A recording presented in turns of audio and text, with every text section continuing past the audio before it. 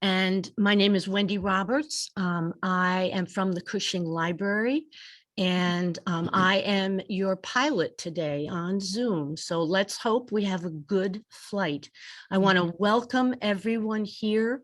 We have a good turnout for this wonderful event, which is a wonderful annual thing for us with the Camden Conference. And we also always have a second event in the winter.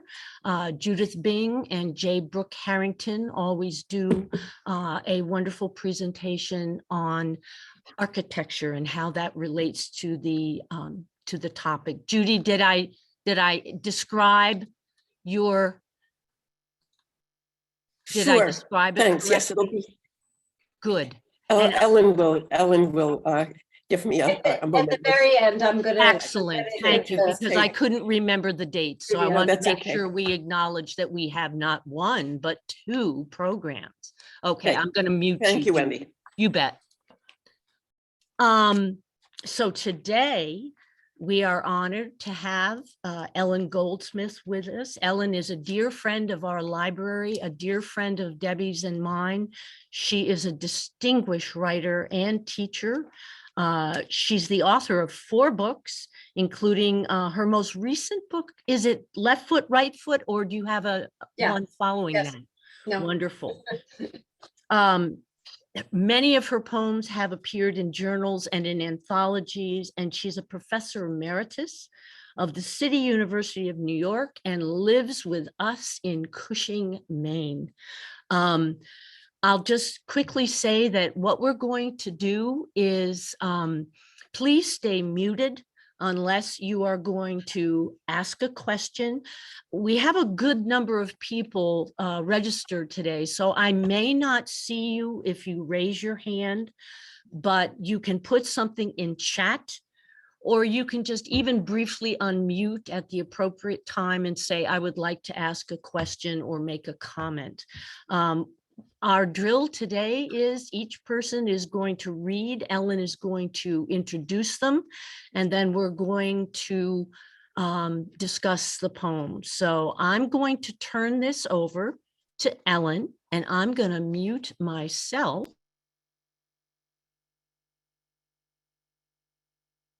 Thank you, Wendy. This is really a great pleasure to see everybody here, the readers and friends and lovers of poetry and supporters of the Camden Conference. Today, the focus is on poems that resonate with the second part of this year's Camden Conference topic, managing turbulence.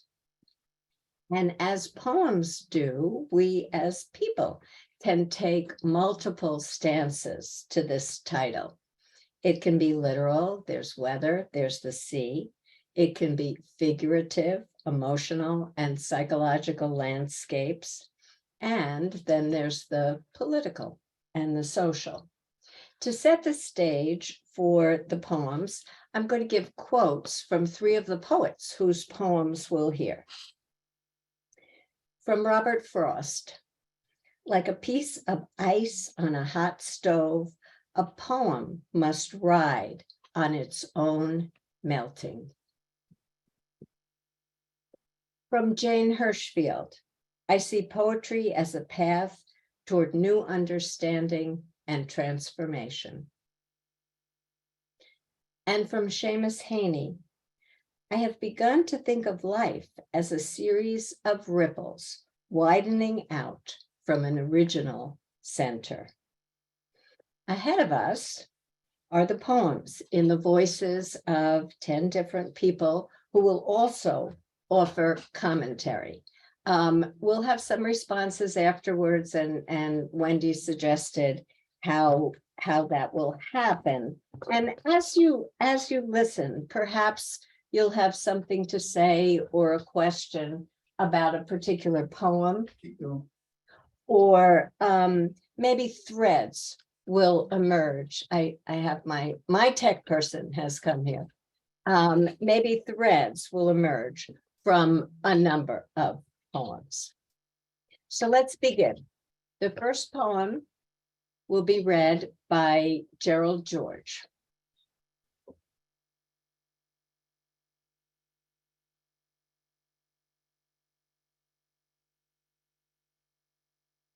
Wendy, unmute Jerry.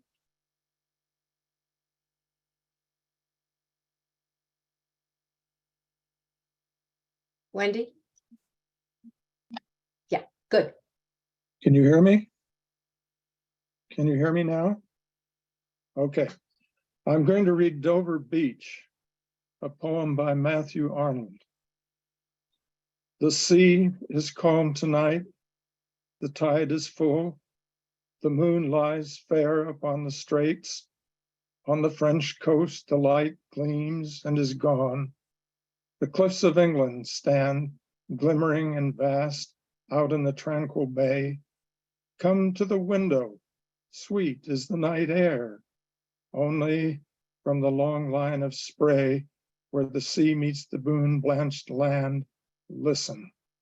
You can hear the grating roar of pebbles which the waves draw back and fling at their return up the high strand, begin and cease, and then begin again with tremulous cadence slow and bring the eternal note of sadness in.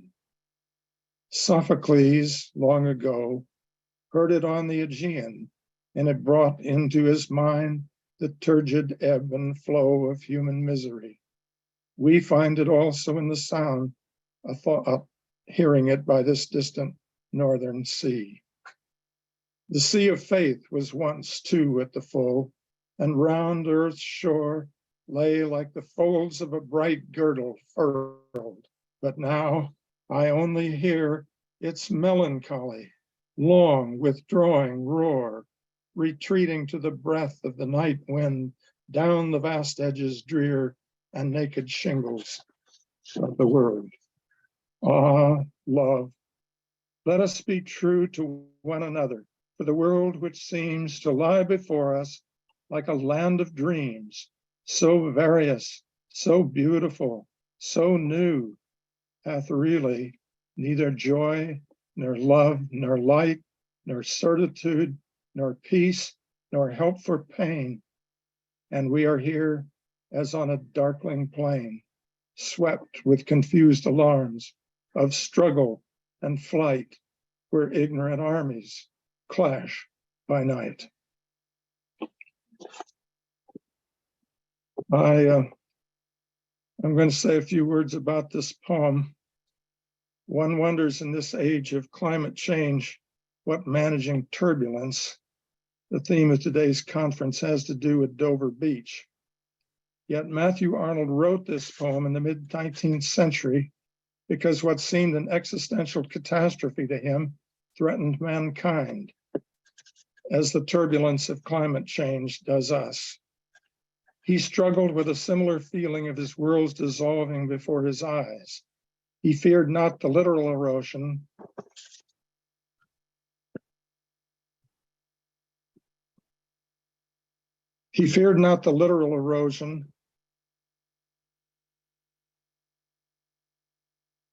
as we might do, but the spiritual erosion of culture and the demise of its ideals that he saw sweeping across England.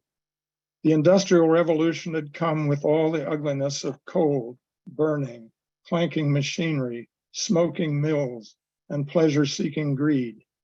In complaining of this, he was just a Victorian fuddy-duddy, you might say, yet the smoke of our industries, the exhausts of our gasoline-driven machines, are they not major sources of the climate change whose turbulence today threatens us all?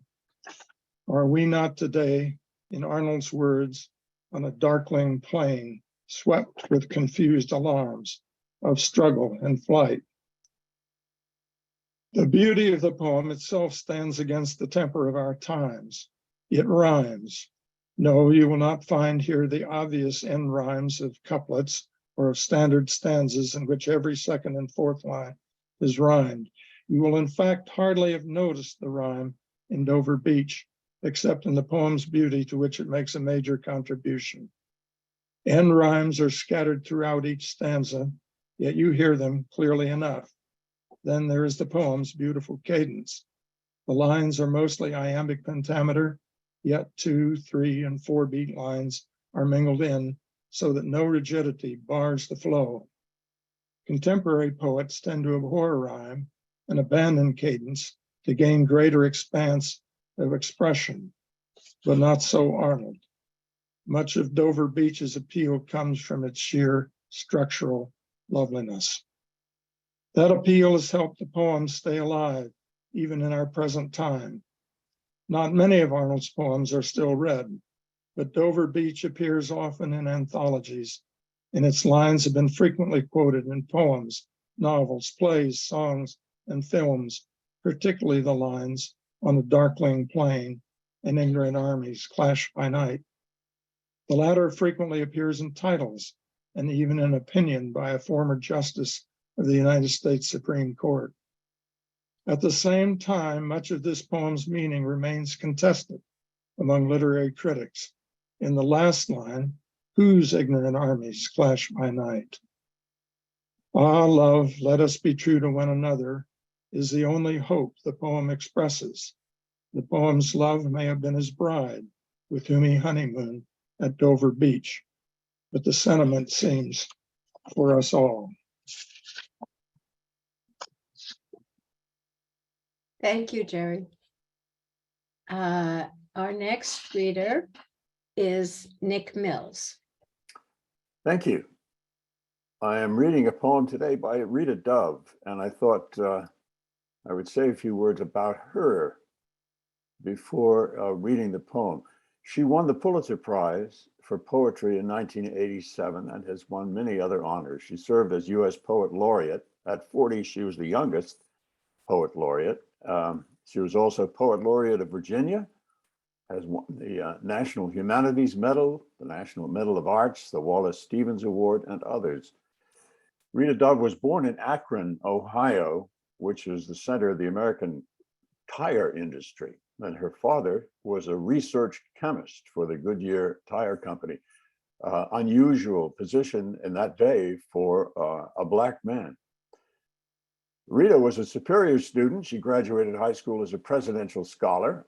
She graduated summa cum laude from Miami University, a Fulbright scholar in Germany, and an MFA at the University of Iowa, the Iowa Writers Workshop. And the work for which she won the Pulitzer Prize was a book called Thomas and Beulah, which was a chronological, semi-fictional, poetic account of the lives of her maternal grandparents. And while today's poem, This Life, is about her grandmother, it was not part of that book. And also there is another Rita Dove poem entitled This Life, which is an entirely different poem and is part of her first book of poetry, The Yellow House on the Corner. That complicated my research a little, trying to sort out this life from this life. So here's today's poem, This Life, by Rita Dove.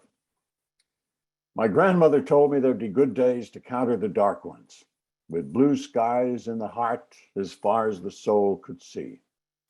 She said you could measure life in as many ways as there were to bake a pound cake, but you still needed real butter and eggs for a good one. Pound cake, that is, but I knew what she meant. She was always talking around corners like that. She knew words carried their treasures like a grape cluster around its own juice. She loved words. She thought a book was a monument to the glory of creation, and the library, well, sometimes just trying to describe jubilation will get you a bit tongue, so let's leave it at that. But my grandmother was nobody's fool, and she'd tell anybody smart enough to listen, don't let a little pain stop you. Try as hard as you can every minute you're given, or else sit down and shut up. Though in her opinion, keeping quiet in noisy times was a sin against everything God and democracy intended us for. I know she'd like where I'm standing right now. She'd say a man who could measure his life in deeds was larger inside than the vessel that carried him. She'd say he was a cluster of grapes. My grandmother was only 4 feet 10, but when she entered a room, even the books came to attention. Giants come in all sizes. Sometimes a moment is a monument. Sometimes an institution breathes like a library, like this halcyon day. So that's the poem. And our Camden Conference theme, as Ellen mentioned, global trade and politics, managing turbulence, might seem a bit of a stretch from a poem about the poet's grandmother, but there was one section that seems to apply quite fittingly to our national zeitgeist today. To put the poem into context, this life was read by Rita Dove at the dedication of the William Clinton Center in Little Rock in 2004. And of course, 2004 was just a few months after the US had bombed the crap out of Iraq and then invaded the country, I guess as punishment for its non-involvement with the World Trade Center attack and for not creating and harboring weapons of mass destruction. Lots of turbulence going on then, as there is now. And Rita Dove's words held the message. In the middle of the poem, there was, in her opinion, her grandmother's opinion, keeping quiet in noisy times was a sin against everything God and democracy intended us for. And she wrote the poem and chose it for that occasion, the dedication of the Clinton Center, because she was living in a turbulent time, a noisy time. The US had earned the condemnation of a good many people around the world, including in the US. And Rita Dove, channeling her grandmother, wanted to remind us that keeping quiet in noisy times was a sin against everything God and democracy intended us for. And are we not in noisy times today, thanks largely, I think, to one particular noisemaker. And I think the elections, the midterm elections, gave a lot of people a chance to speak up, to make some noise in a quiet way in the voting booth. Thank you. Thanks, Nick. And just to offer one thought about the relevance, keeping the wise words of ancestors alive is another way to manage turbulence. So our next reader, Mark Burrows. Well, it's a joy to have a poem by Robert Frost and one of my favorites, Mending Wall. Frost was the first real poet I ever saw. And I didn't see him directly, but I was sitting with my family. We lived in Oklahoma around a very small black and white television when John Kennedy was inaugurated. And Frost was invited to give what became a tradition, the first poet to read at a presidential inauguration. And so, some of you, perhaps all of you, will remember that day. It was so windy, it was outdoors in front of the Capitol, that the poem he'd written for the occasion, he couldn't keep it flat to read it, so he read another one from memory. So we actually have two poems from that day. But Frost was a New Englander, and my father came from New England. My father was born and grew up north of Boston, and this poem was published in the second collection of Frost's poems called North of Boston. My father was a teacher, professor of American literature, and I grew up with this poem in our family conversations around the dinner tables, often a poem from Frost or lines from a poem from Frost were woven into our discussion of the events of the day, or the events of the nation. So I invited Mr. Frost, the only poet to win the Pulitzer Prize 4 times, to read his poem while he was indisposed. But we do have a recording, and so we're going to hear Robert Frost read his poem, if I can sort this out.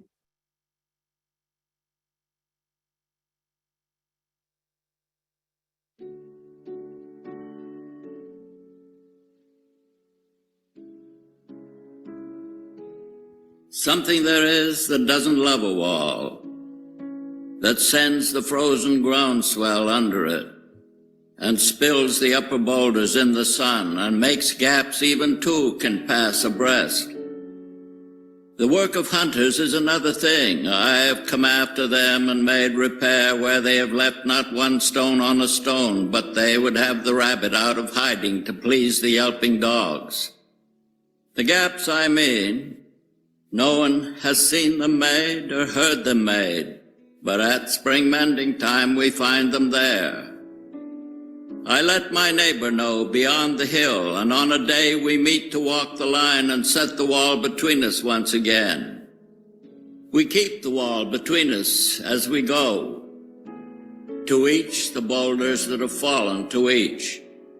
And some are loaves, and some so nearly balls we have to use a spell to make them balance. Stay where you are until our backs are turned. We wear our fingers rough with handling them. Oh, just another kind of outdoor game, one on a side. It comes to little more. There where it is we do not need the wall. He is all pine, and I am apple orchard. My apple trees will never get across and eat the cones under his pines, I tell him. He only says, good fences make good neighbors. Spring is the mischief in me, and I wonder if I could put a notion in his head. Why do they make good neighbors? Isn't it where there are cows? But here there are no cows. Before I built a wall, I'd ask to know what I was walling in or walling out, and to whom I was like to give offense.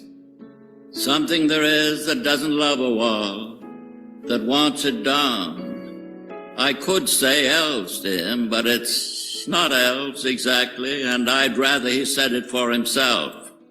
I see him there, bringing a stone grasped firmly by the top in each hand like an old stone savage armed. He moves in darkness, as it seems to me, not of woods only in the shade of trees. He will not go behind his father's saying, and he likes having thought of it so well, he says again, good fences make good neighbors.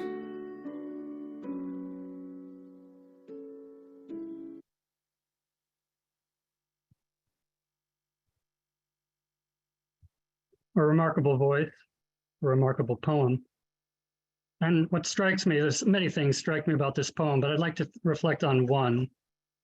And that is that just as you and I and every human creature learns to speak the way we speak by listening to the voices around us, the voice of a mother, a grandmother, a father, a brother, an uncle, a neighbor, we carry the accents we hear.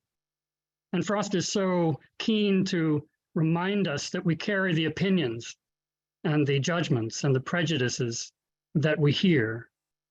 And so this character, the neighbor who lives on the other side of the wall, over the hill where he can't even normally be seen, learned his sense that the wall was needed because it was there, and his father told him, good fences make good neighbors.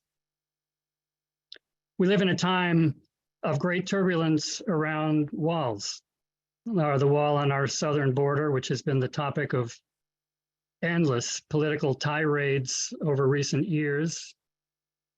And one could say that walls prevent some kinds of turbulence from happening by keeping us apart from each other. But we build walls because there is a turbulence somewhere else. And it's that turbulence that really we're called to reflect deeply upon and to live committed to making a world where the turbulence is reduced, and so that the walls might no longer be needed. And where, when the gaps happen in the walls, we simply leave them because we've learned to live in kinder ways with those who are separated from us on the other side. All these things were in Frost's mind, I'm sure, when he was writing this poem, wondering if we could ever live up to the aspirations of our own democracy, where we envision that deep equality is more important than the privileges of the few. And so this is a poem living toward deep democracy in a time when it is imperiled, then as now. Thanks. Thank you, Mark. Our next reader is Karen Mine.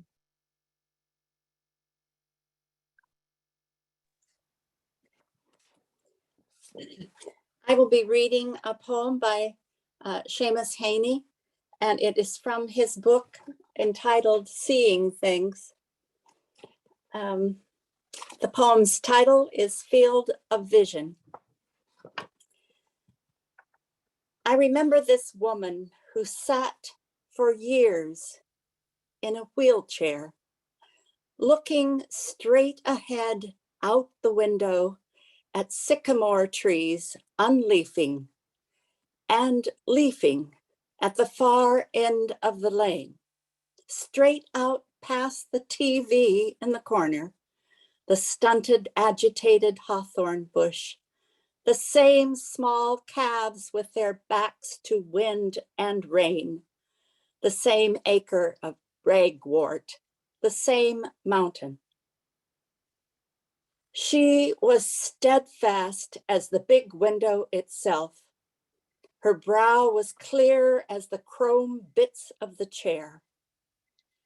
She never lamented once, and she never carried a spare ounce of emotional weight. Face to face with her was an education of the sort you got across a well-braced gate.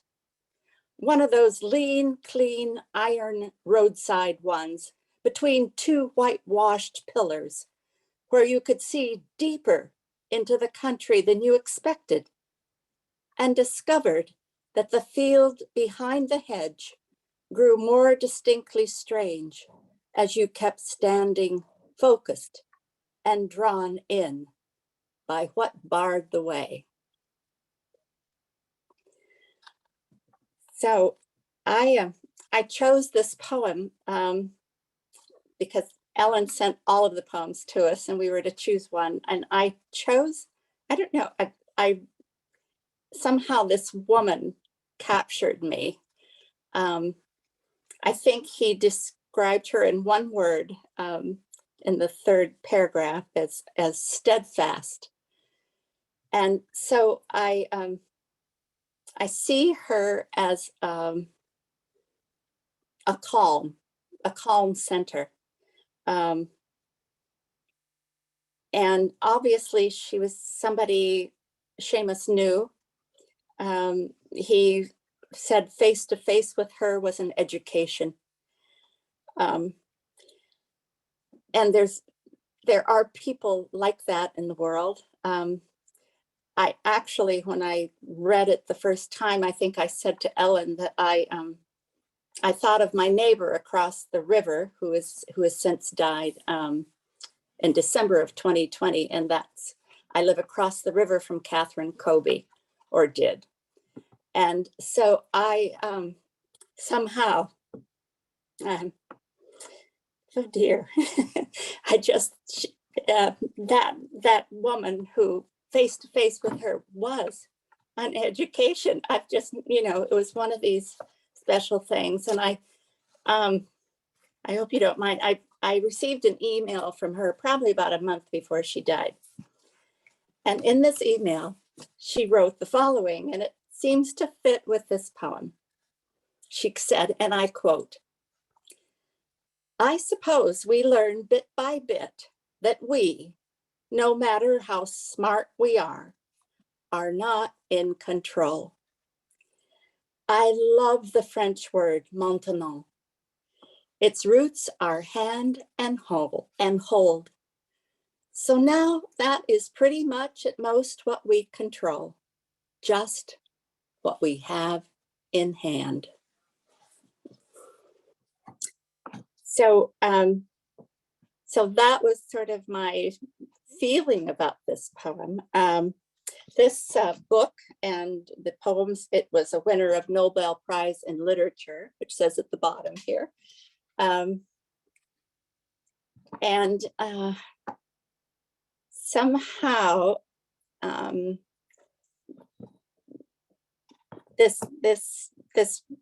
there was the vision. This book, since it's called Seeing Things, there's also this image of looking beyond. She's not watching TV. She's not looking at the ragged bushes. She's not looking at, these things are all part of her vision, but she's looking beyond. And I find it a very, very hopeful poem that we don't have to spend our time in the agitated hawthorn bush. We can look beyond that towards something that might be more vivid. And he calls it distinctly strange, which to me is significant. Something more lasting, something more powerful. And I almost see this poem as a meditation. And so let's see, what else did little notes I made. Well, anyway, I love the line, she never carried a spare ounce of emotional weight. I can't imagine any of us have ever, felt that. We all carry a lot of emotional weight, and it's just, she never lamented. So what's ever going on with this woman sitting in a wheelchair for years and years, through season after season after season, I want it.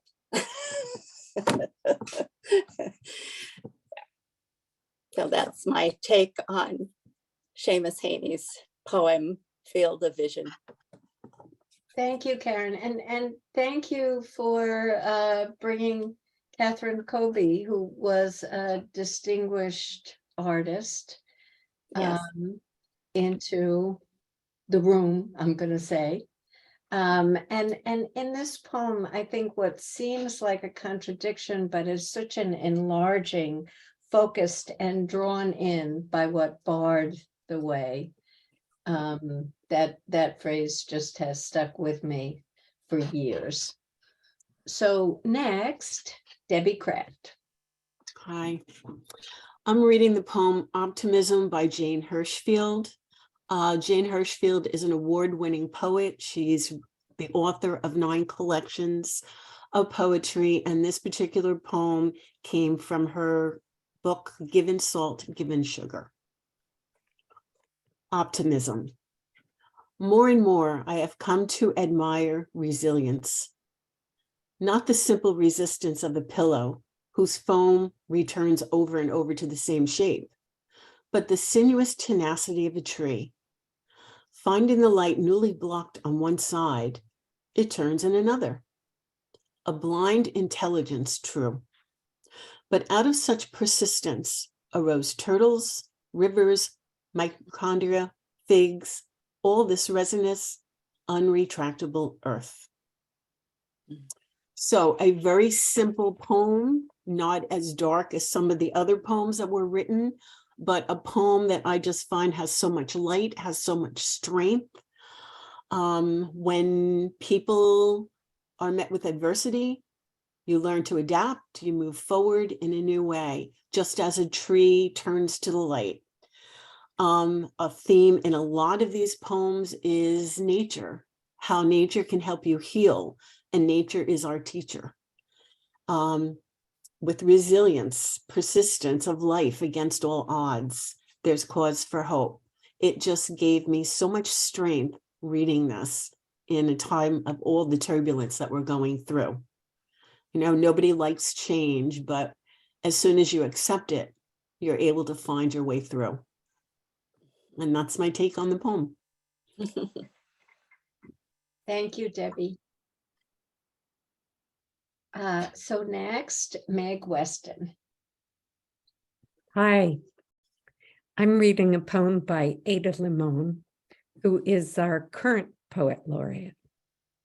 And the poem is called Instructions on Not Giving Up.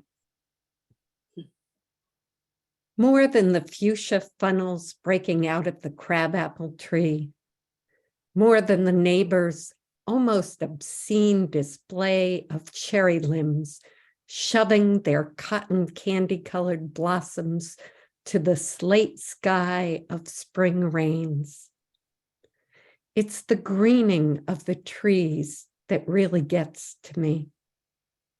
When all the shock of white and taffy, the world's baubles and trinkets, leave the pavement strewn with the confetti of aftermath, the leaves come, patient, plodding, a green skin growing over whatever winter did to us, a return to the strange idea of continuous living despite the mess of us, the hurt, the empty.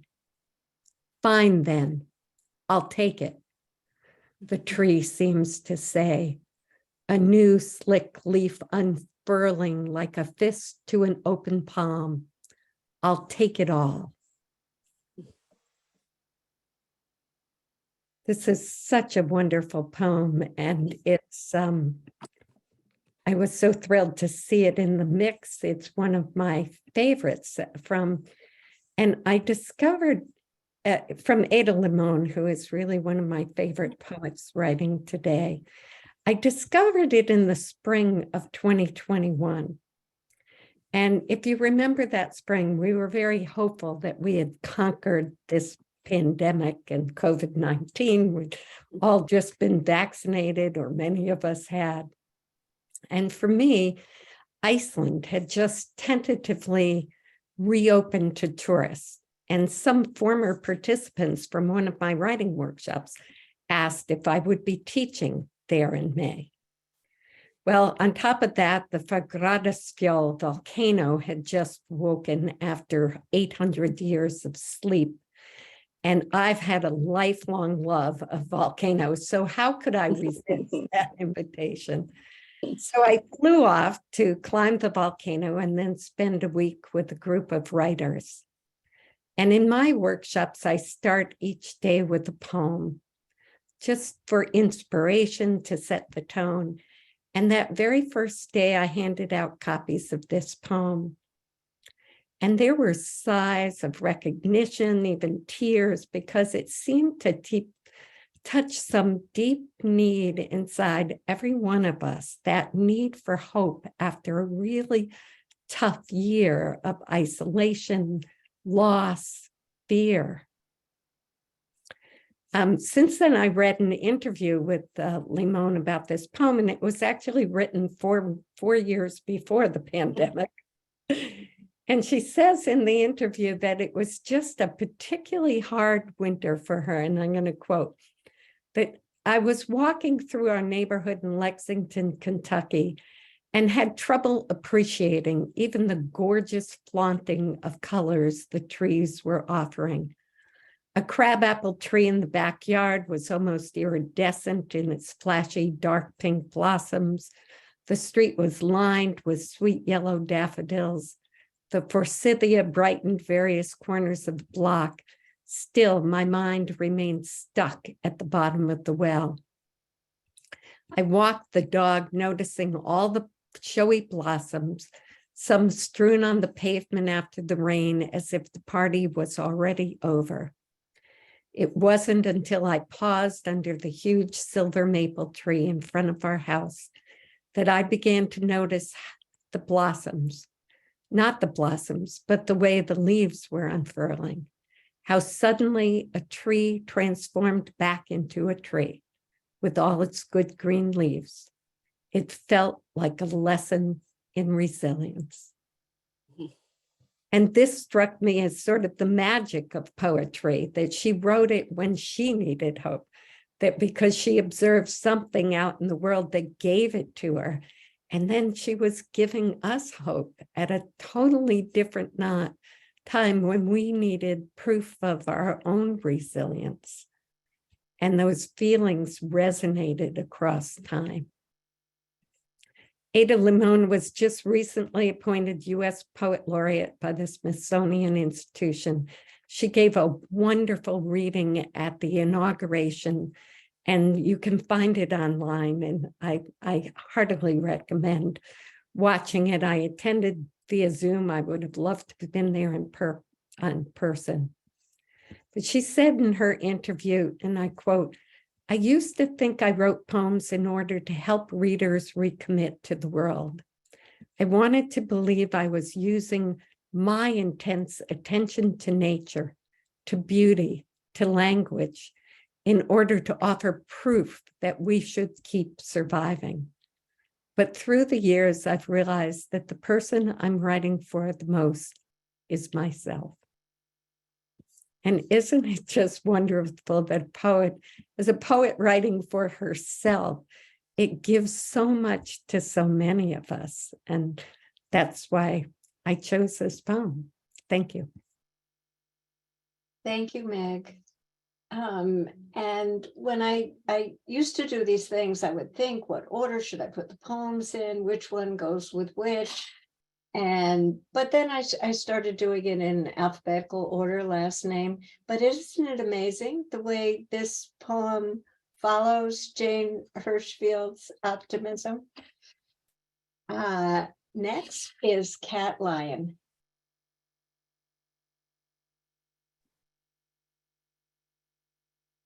Thank you, Ellen. Pull up my notes. With my comments, you're going to kind of get a twofer. Because Adrienne Rich's poem is a response to another. Adrienne Rich wrote her poem, What Kind of Times Are These? In 1991, half a century earlier, Bertolt Brecht, a German who fled the Nazi regime in his native Germany for Denmark, wrote a poem called To Those Who Follow in Our Wake. And within Brecht's poem, he says, what times are these in which a conversation about trees is almost a crime? For in doing so, we maintain our silence about so much wrongdoing. He says, even the hatred of squalor distorts one's features. Even anger against injustice makes the voice grow hoarse. We who wish to lay the foundation for gentleness could not ourselves be gentle. I think it's a popular notion that suffering and struggle create more compassionate people, but that's not really the theory I think Brecht endorses. His point is that struggle against brutality creates a certain brutality of its own. So in 1991, Adrienne Rich picks up this question, what kinds of times are these? She was a feminist, a women's liberation activist, an essayist. She was born in Baltimore in 1929, graduated from Radcliffe University. Her writing, both poetry and essays, spanned 7 decades. She was hugely influential and a widely read intellectual of her time and a fascinating character. This is her poem. What kind of times are these? There's a place between 2 stands of trees where the grass grows uphill, and the old revolutionary road breaks off into shadows near a meeting house abandoned by the persecuted who disappeared into those shadows. I've walked there picking mushrooms at the edge of dread, but don't be fooled. This isn't a Russian poem. This is not somewhere else, but here, our country moving closer to its own truth and dread, its own ways of making people disappear.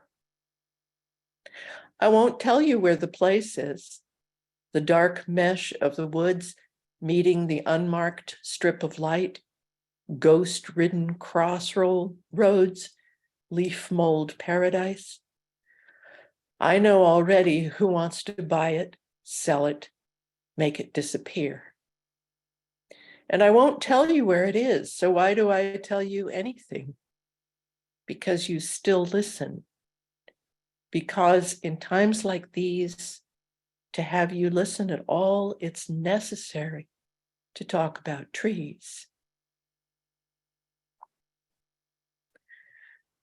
So Brecht writes that conversation about trees is almost a crime because it's an avoidance of talk about wrongdoing. But Rich suggests that it's only when she talks about trees that she'll be heard, attended to, and listened to.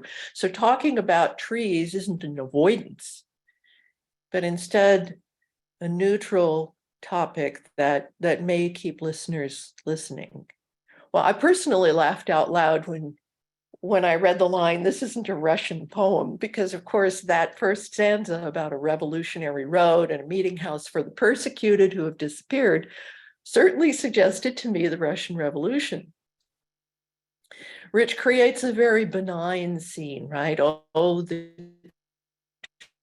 trees standing, the old road disappears into the forest. She's picking mushrooms. Can't you see her filling a basket, birds singing, sun shining, all very sweet, but no, not quite, because where is she? She's at the edge of dread. She's at the edge of that forest where the persecuted have disappeared. But it isn't Russia, it's about our own country, which is moving closer to its own truth and dread. I won't tell you where the place is, Rich writes. And I wonder why not? She says, I know already who wants to buy it, sell it, make it disappear. No, she's not going to point to a specific place. And I think of native burial grounds, and I think of slave burial grounds, unmarked, unrecognized, and the people buried there who have disappeared underground, that's been bought, that's been sold, that's been built upon, that's been developed. She says, why do I tell you anything at all? Why would she? If she's not going to tell us where this place is, then why is she telling us about it? The place where the revolutionary road leads to the forest, near a meeting place where people met who subsequently disappeared. She says it's near trees. She tells us it's a place where trees stand and grass grows. I think she's telling us that it's all around us. We walk upon this place, we build our homes upon it, our roads, live our lives on this place. This place is anywhere the trees are. And so those were my thoughts. I found this a poem about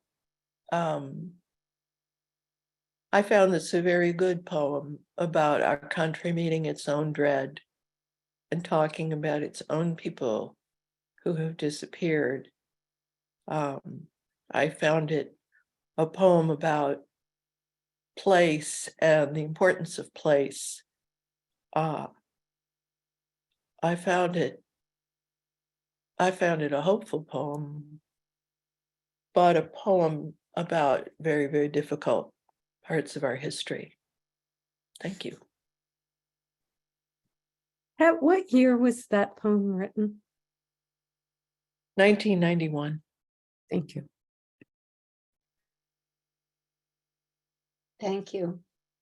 I see connections with this poem and the Frost poem as well. Claire Milliken.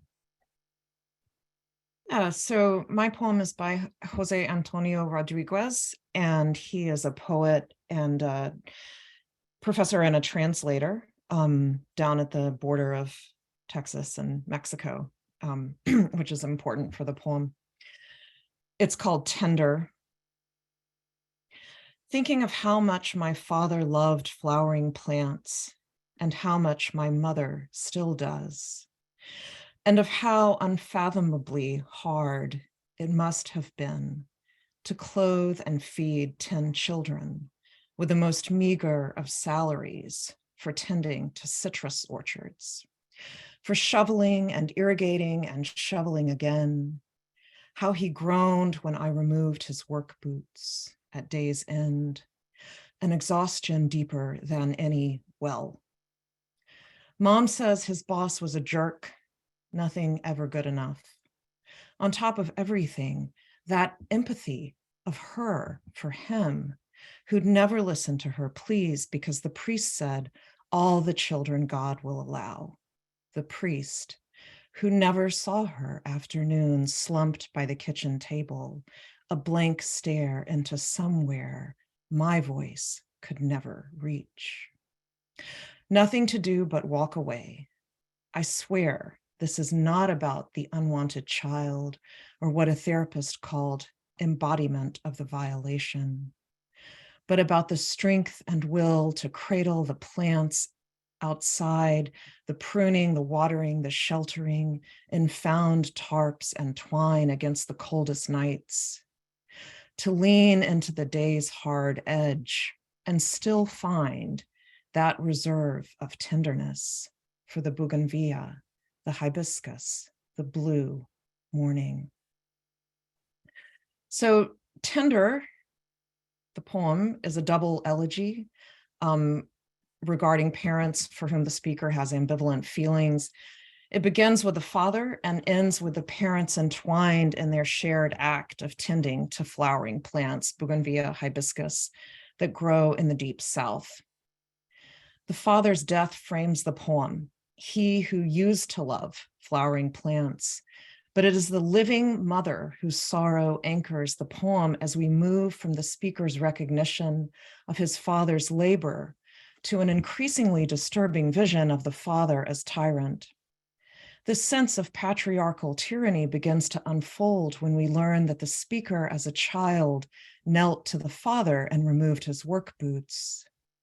This scene of tenderness is also one suggestive of prostration and subjugation, intimating that the father held power in the household because even though his earnings were meager, they were all the family had.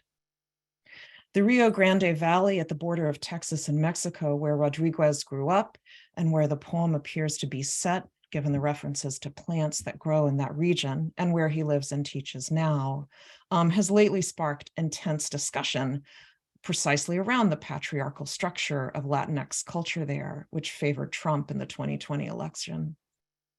In Tender, Rodriguez's poem, we are led through a series of falling moments, description of the father's exhaustion, his underpaid, back-breaking labor, leads to revelation of the son's subjugation, and then to the turn that structures the poem, the revelation of the mother's mysterious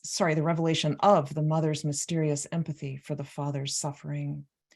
For here we enter the heart of the poem, the remembrance of the mother's pleas to the father that she did not want to bear more children. The choice of word, plea, leaves unclear whether the mother was pleading not to be forced into unwanted conjugal activity or whether she was a willing participant in such, but wanted access to birth control. This ambiguity is deepened when the speaker refers to himself using the words of a conjured therapist in this poem of 5 figures as, and I quote, embodiment of the violation. Is he referencing spousal rape, or is he referring to an entire system of patriarchal religious control in which the mother's violation is simply being disallowed reproductive choices? Or can these two kinds of violation be disentangled? Are they perhaps double faces? The priest's voice sounds facile, while the therapist's voice is also rejected. Instead, it is the mother and the plants who hold the moral ground of this elegiac poem. The mother stares into a distance and an unbreachable silence, becoming a kind of virgin figure with blue mourning, blue being the Virgin Mary's color, in her cloistered oral and visual seal of self. And the son, who cannot reach her, even though she's still alive, finds his understanding of her goodness in the flowering plants that she and his father tend and succor. The tenderness in the poem is what they give to their plants, a tenderness apparently denied their children. The father, as the poem closes, is granted the tenderness of the speaker's partial forgiveness, and that the poem merges here the parents together. Although the poem has been about the parents' antagonism, its ending envisions them both tending the plants. The poem uses adjectives, strength and will and unfathomably hard, to adumbrate what the parents face, but it uses metaphor, the act of tending the plants, to mourn the parents and to find in the place of metaphor a shelter for the child as he soothes himself with the knowledge that his parents, despite the harshness of their lives, which lent harshness to his life, still had reserves, and I draw the word reserve from the penultimate line, of tenderness. It is from this well of tenderness that the poet draws his art. And those are my comments on this wonderful poem. So thank you, Ellen, for bringing it to me. Yeah. Thank you, Claire. And next, Wendy Roberts. I'm going to be reading Security, which was written by William Stafford. Stafford was born in 1914 and died in 1993. I have never read anything by William Stafford, and now I will. So thank you, Ellen, for picking this poem. I was not familiar with him. He was born, I believe, into a family that was Church of the Brethren, and was a pacifist. He grew up as a pacifist, and during World War II, he was in a work camp for other conscientious objectors. He did register as such from, I believe, 1942 for several years. He describes himself as kind of a quiet person on the side. And he's very often known as a nature poet and has been compared with Robert Frost. And he did win the Robert Frost Award, I believe, shortly before he died. He is an extraordinary poet, I think, and his style is like conversational, but like some people would think about Frost, there's not that much here. It's just some, telling tales of the woods and all of that. There's a lot here for me. I hope I've expressed that well to you. So this is Security. Tomorrow will have an island. Before night, I always find it. Then on to the next island. These places, hidden in the day, separate and come forward if you beckon, but you have to know they are there before they exist. Sometime there will be a tomorrow without any island.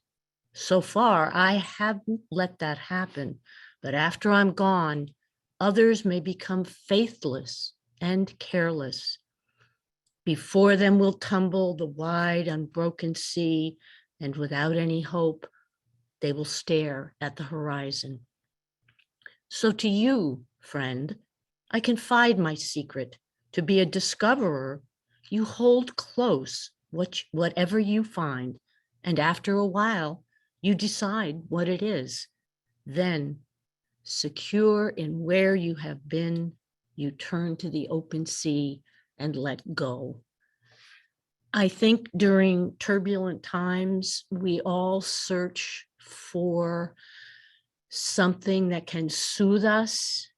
And I don't mean that we want to block out what's going on, but we have to somehow figure out a way to live through times like these.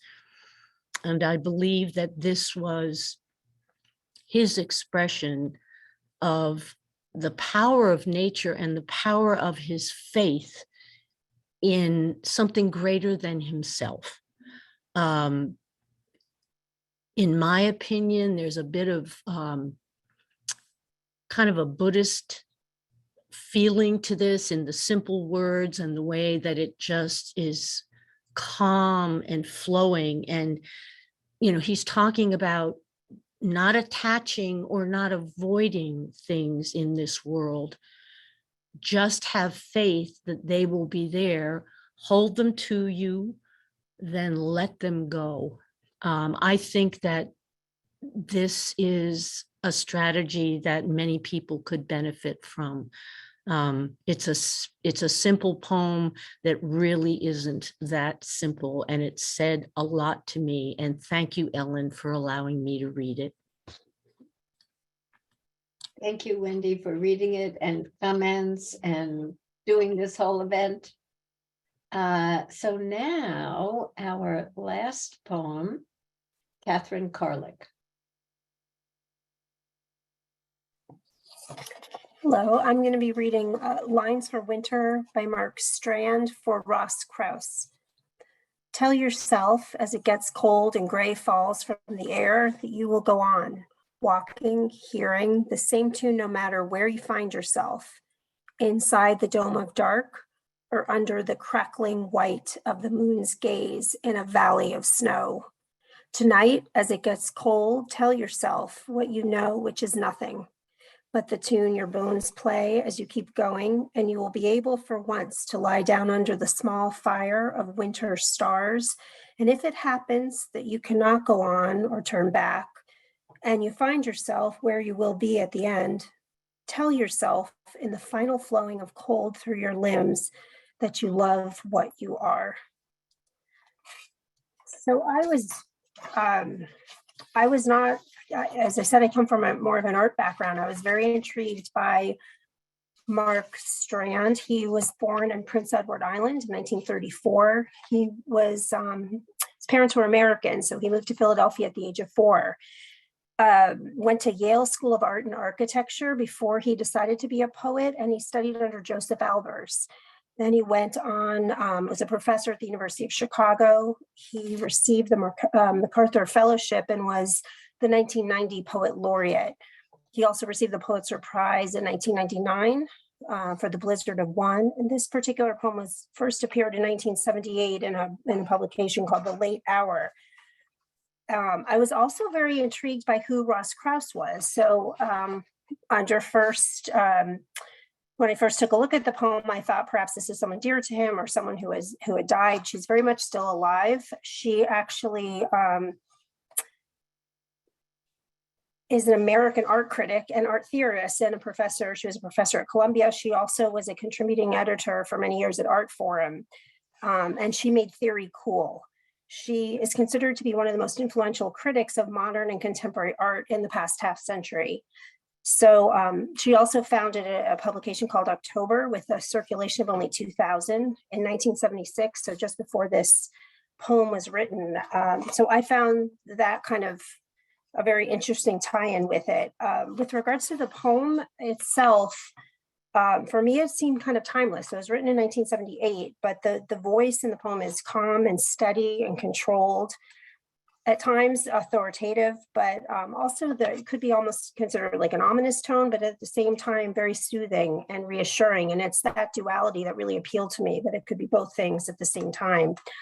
Use of the second person pronoun contributes to the perception that the speaker is kind of addressing another, but at the same time, he also could be addressing himself. So I kind of like that self-reflection possibly, which adds texture and nuance. So again, it could be two completely different meanings.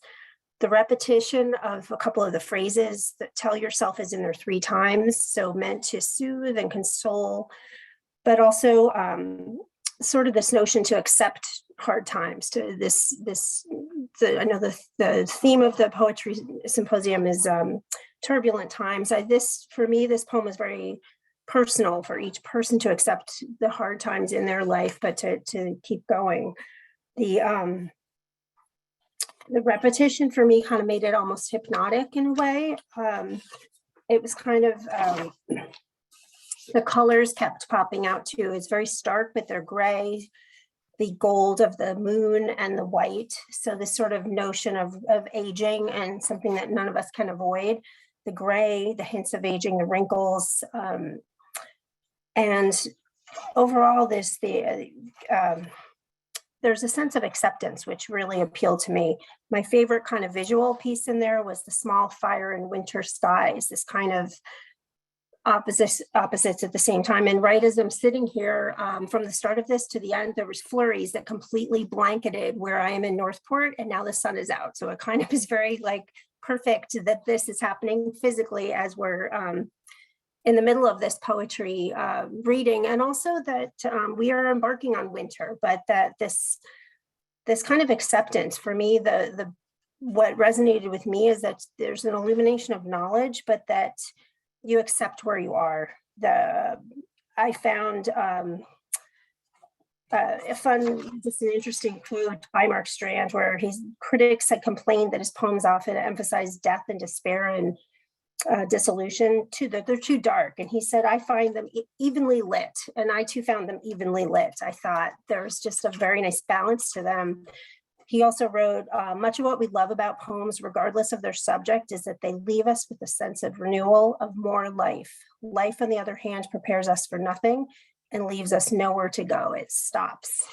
So I kind of, I know a lot of folks have kind of talked about things happening currently. And for me, this poem was kind of timeless, written in 1978. He was middle-aged, but I think it stands the test of time, where it's a very personal kind of just acceptance. You go through bumpy times, the bones creaking, it really resonated with me. And then you just accept where you are and love what you are in the end. So just the bumps, warts and all, but just there's a very strong sense of being alive, this cold and crisp, and a sense of hope at the end. So that's kind of, the duality was my favorite part of the whole poem. So thank you, Ellen. Thank you, Catherine. And what nice words to end on, that you love what you are. Enormous thanks to everyone for your readings, and I include Robert Frost, and your comments. And we're going to make time, we have time for people's responses. But before that, Judy, why don't you tell us what we have to look forward to next time? Okay, you can hear me perhaps. So continuing with Cushing's hosting for community events, my husband Brooke Harrington and I will pick up a different kind of thread about turbulence that relates or stems from our perhaps most immediately turbulent situation in Ukraine. And so we've been looking at, for example, the thwarting of grain export from that great breadbasket country as a sort of stimulus to frame two directions. Brooke will explore grain, in particular food, how it grows and is transported in an architectural context, the sort of structures around food. And for architecture related to Ukraine, I'm going to survey the history of architecture of Ukraine, not the damage, not the trauma around broken buildings, but rather the great cultural heritage that has, gives us, in a sense, gives us a sense of Ukraine as a country. Where does it come from? How did it physically, how does it present itself over time? So we will be presenting on the 15th of January on a Sunday like this, hosted by the library over Zoom. So you can, wherever you are, you can join us. And we will take you on an architectural journey around food and Ukraine. Thank you, Judy. I know I will be there. So let's return to the poems, which have grown larger and deeper for me with hearing them and hearing people's comments. And I just want to offer one more quote from Anna Quinlan about how most of us experience poetry. And she says, it's the heart coming around the corner and unexpectedly running into the mind. So maybe there are things we want to say from our heart. Maybe there are things we want to say from our mind. Maybe there are questions or comments. So the floor is open. And if you want to put it in the chat, or Wendy and I will look for raised hands or voices. Joseph's not talking.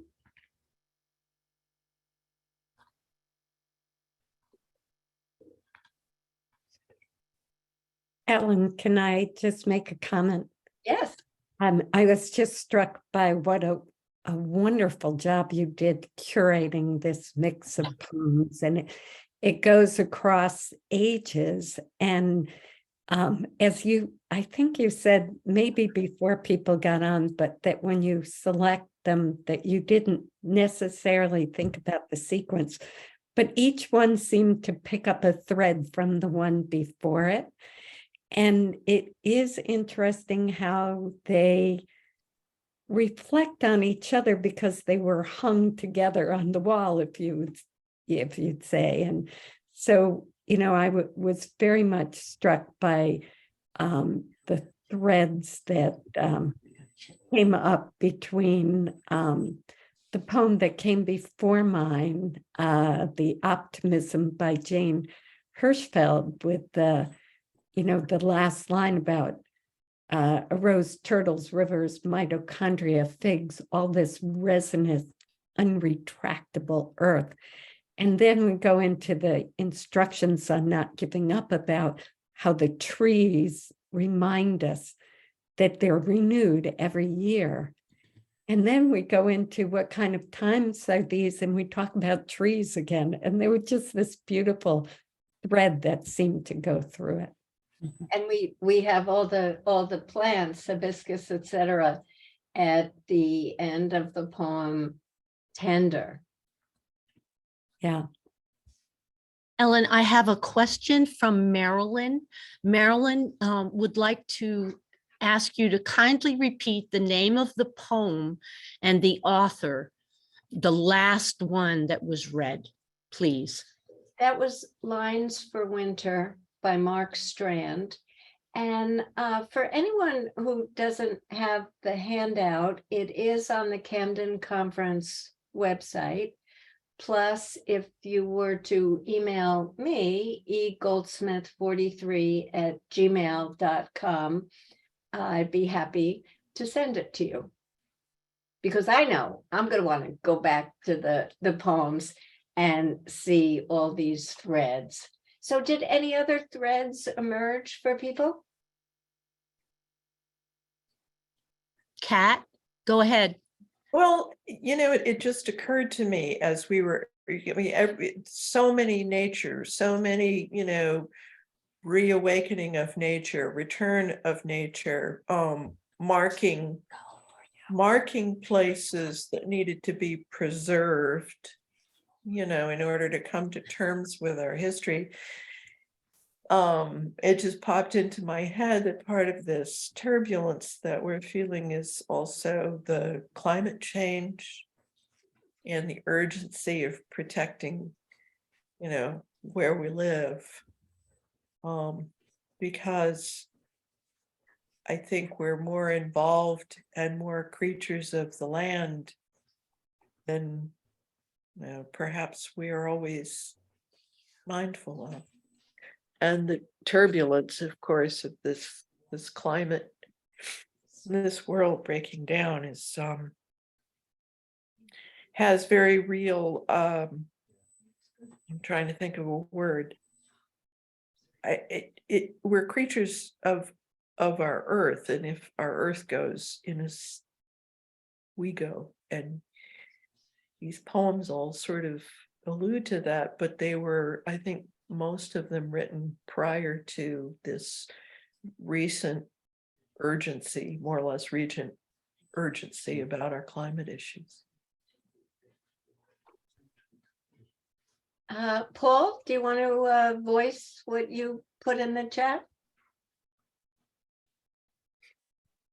Sure. Well, and it's already been said, but I was just reflecting and really struck by both the challenge and the encouragement of Rita Dove's words about keeping quiet and about not being timid, and in some ways an obligation, to step out and to speak up and to show up. And so those words struck me. Something else that was interesting to me in that poem, and I'm a baker, about pound cake, that there can be variety, but you need good ingredients. So.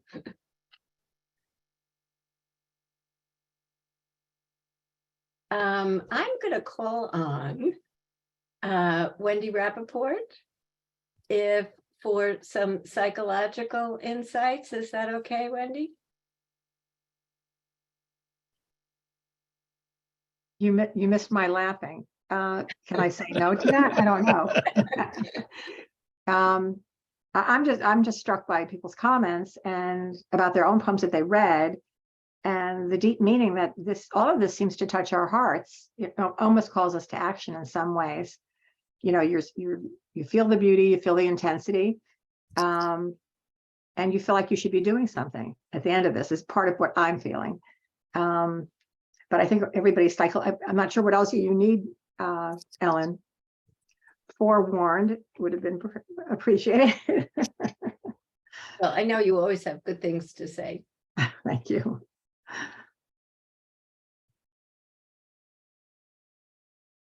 Any Go other ahead, Mark. Yeah, thanks. And thanks for the comment just a moment ago about, the Rita Dove needing to speak out. I think one other theme, and I don't think it's a contradiction of that at all, that's woven through the Frost, through Seamus Heaney's poem, through the Stafford poem, perhaps others, is also the call to be more curious than we sometimes are about those we find in the midst of turbulence. Not deciding that we understand what they're saying or why they're saying it, but learning to listen more deeply, more persistently, more patiently, and more generously to those we fundamentally think are wrong. And they may be wrong for all that, but the persistence of learning, how does Heaney put it, discover that the field behind the hedge grew more distinctly strange as you kept standing focused and drawn in by what barred the way. That's an incredible, complicated image. And staring at something that's distanced from us somehow. And I think what Heaney means with strangeness isn't bizarreness, it's otherness. And discovering that otherness is an important part of what it means to build a place for a conversation, to build a place for the beginnings of a relationship or community. We seem so far away from that right now in this country. It's really disturbing and deeply shocking and worrying, I think, for all of us. But I think the call for me, as somebody who is, on the liberal progressive side of most issues, is to find a curiosity about those who are hardened in very different ways, with attitudes and opinions that I simply cannot, from my own experience, comprehend, and creating some space there for conversation, even if it never comes to an agreement. Vic? Yeah, Wendy, and then I see Kat. Yeah, and Vic would has his hand raised as well. Good. So did you want to say something, Wendy, or? No, just tell you that Vic would like to speak. Okay. I don't see him there though. Kat, you had something to say? Yeah, I guess it just I don't know why, Mark, your comments kind of pinged a thought in my head, but turbulence, is turbulence can be a good thing too, because what occurs to me as we all talk about, oh, these difficult times, one of the reasons that these times are difficult is because a lot of buried, hidden, bad stuff is coming into light and being coped with. A lot of our history, a lot of, and then what Adrienne Rich is talking about, that, we will buy the land, we'll sell the land, and we'll make the people disappear. People aren't disappearing so quietly anymore. And that's not a bad thing. That's a necessary thing, I think, lancing a wound, but it is turbulent. So as I said before, the Seamus Heaney, drawn in by what barred the way, maybe related to these comments, to look at things that seem to be blocking, that maybe we don't want to look at. But Vic, did you have something to say? No? Okay. Other responses? I love the artwork of Victor Goldsmith that was on your handout. So I would suggest that everybody get the handout for sure. It's a beautiful, beautiful picture. That painting that kind of like hits us in the middle, in the heart, in the way that I guess poetry does as well. That, it just makes you not complacent when you feel touched by words. And it's so easy to fall into despair. And I think this poetry really, hits that button to not stay in despair. So I'm now speaking as an art critic rather than a psychologist. Thank you. I would just echo what Wendy's saying. I really respect or like the historic breadth of your choices, Ellen, that you reach back so far. There's contemporary and then much older poems, and it's really nice because it reminds us, it's kind of what Kat was saying, right, that these aren't really problems that have come out of nowhere, that they come out of history. Yeah.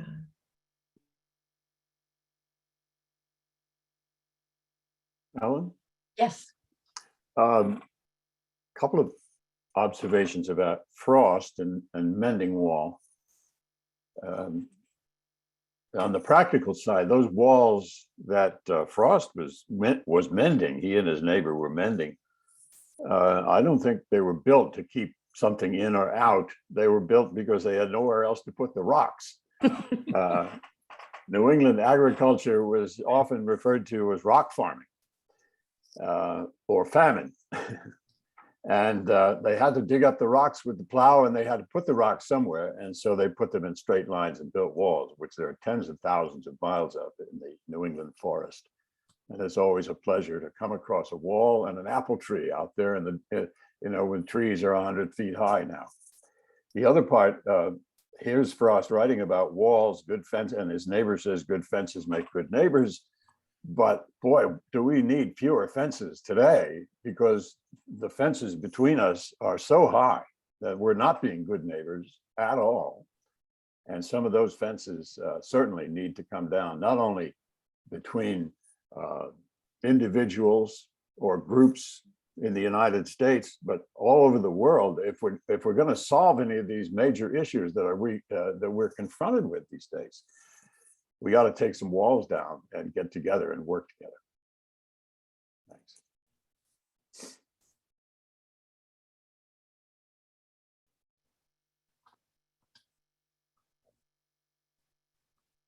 That poem struck me also, Nick. Marilyn. Yeah, Wendy, and then Marilyn. Go ahead, Wendy. Just, you were trying to make me think as a psychologist, okay? But like the fences, if you think about it in life, we talk about healthy boundaries, and those aren't ones that are rigid and don't let anybody in. They're the ones that are fluid and that you move back and forth. And so having healthy boundaries, but not firm fences, makes sense. So that poem is making me rethink that concept, because I think we grew up hearing those good neighbors, good fences. That just seemed like a truism, and I hadn't really thought about it in that way till you just spoke now. But it does say, to, like, as somebody else said too, the history of these poems, that there's not new ideas. In some ways, they're just not new ideas. Just have to refresh, put the refresh button on them to make it be alive and realize that it's not foolish how we feel and that it's happened before and it's been solved before. So anyway, thanks. Go ahead, Marilyn. You're on mute, Marilyn.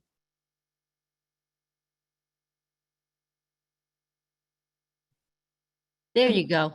Is along the lines of what Wendy was saying and going back to the historical nature in having a breadth of poems through history, that they are the problems that we've been confronting for a long time, but poetry manages to capture and go to depth and have us get some insight about human nature and how we may or may not resolve those. And looking through the history of this, I think one of the things it brings to mind for me is that our problems may seem different today simply because we have this maximum of media. We have this, it's no longer the small town where you may have had the same hates or similar hates and problems and issues, but we're now in the big screen where we're trying to deal with these on a level that make it very, very difficult. You may have your Southern person who, if you knew them close, you would appreciate who they were. You wouldn't think they were hateful, but they'd have an opinion very different from yours. Today, we do the same thing, but on the bigger level, it becomes hate. It becomes where we have no chance to talk down through those problems, but rather we are trying to deal in an arena that we don't have that capacity for the close and the personal. But it's just a side note on a totally different thing. As far as managing turbulence and talking about climate, aren't we all happy that they made a last minute agreement at the conference? Yes, it's great to remember all the things that we have to celebrate. Other thoughts?